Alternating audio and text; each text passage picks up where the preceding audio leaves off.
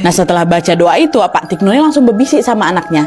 Ingat ya nak, apapun yang akan kamu lihat nanti, jangan bersuara, diam aja sambil terus baca doa yang tadi. Oh iya Pak, siap, oke, baik, kata si Sari kan. Makin penasaran aku nih, kenapa nih, ada apa di desa Getih? Karena memang sebelumnya Sari belum pernah ke desa itu lah, Wak. Nah gak lama dari situ mereka pun kembali melanjutkan perjalanan lebih dalam lagi ke desa Getih kan. Nah pas baru mulai memasuki area rumah warga nih, ya kan, udah mulai tuh kelihatan beberapa rumah warga. Di situ aku berdecak kagum. Nah dia, dari jauh aja dia kelihatan rumah-rumah tuh besar kali, mewah untuk ukuran rumah di dalam desa, Wak ya. Hampir semua rumah di sana tuh tanahnya luas-luas, bangunannya tinggi-tinggi, semua bertingkat. Tapi sayangnya kekaguman itu juga tidak berlangsung lama, karena semakin masuk aku ke dalam desa Getih itu Nadia, aku makin merasa bahwa memang betul nggak beres desa nih. Kenapa?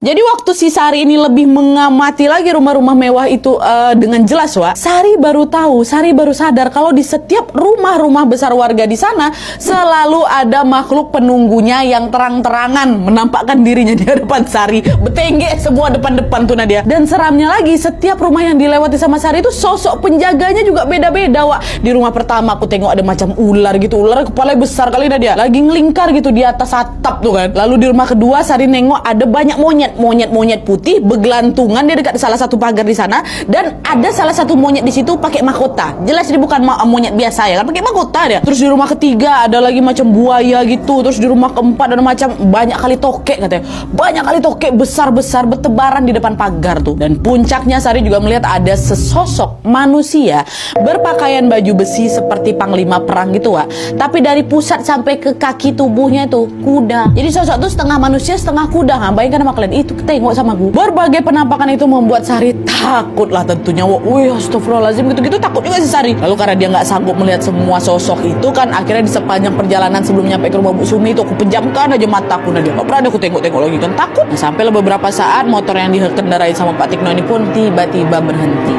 Setelah motor itu berhenti, Sari pun kembali membuka matanya lagi, dan di situ dia baru tahu bahwa rumahnya Pak Mukhtar, udah nyampe di rumahnya Pak Mukhtar. Rumahnya Pak Mukhtar ini ternyata berbeda jauh kali Nadia dengan rumah-rumah yang aku tengok di depan tadi.